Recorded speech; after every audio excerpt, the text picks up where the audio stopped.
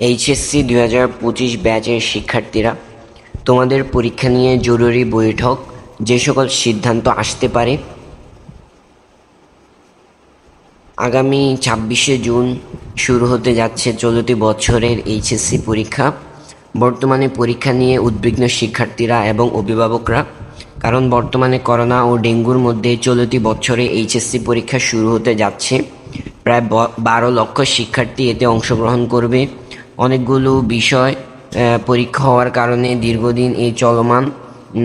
দীর্ঘদিন চলমান থাকবে এই পরীক্ষা। ইতিমধ্যে করোনা এবং ডেঙ্গু নিয়ে শিক্ষা মন্ত্রণালয় জানিয়েছে যে এইচএসসি পরীক্ষার আয়োজনে সবচাইতে বড় একটি চ্যালেঞ্জের বিষয়, কেননা এই পরীক্ষা চলাকালীন সময়ে লক্ষ লক্ষ মানুষ বাইরে থাকবে, তাদের মধ্যে ভিড় থাকবে।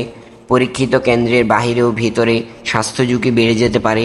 এছাড়াও অভিভাবকরা অনেকটা উদ্বিগ্ন পরীক্ষার আয়োজন নিয়ে। অন্যদিকে শিক্ষার্থীদের একটি অংশ দ্রুত পরীক্ষা পেছানোর দাবি করছে, আবার একটি অংশ বলছে যে পরীক্ষা পিছিয়ে নেওয়া হোক, করোনার মধ্যে তারা পরীক্ষা দিতে চায় না। তবে সর্বশেষ শিক্ষা মন্ত্রণালয় থেকে যে পরীক্ষার আয়োজন করা হবে বলে জানিয়েছে, আগামী 18 জুন শিক্ষা মন্ত্রণালয় খোলার পর একটি বৈঠক আয়োজন করা হবে।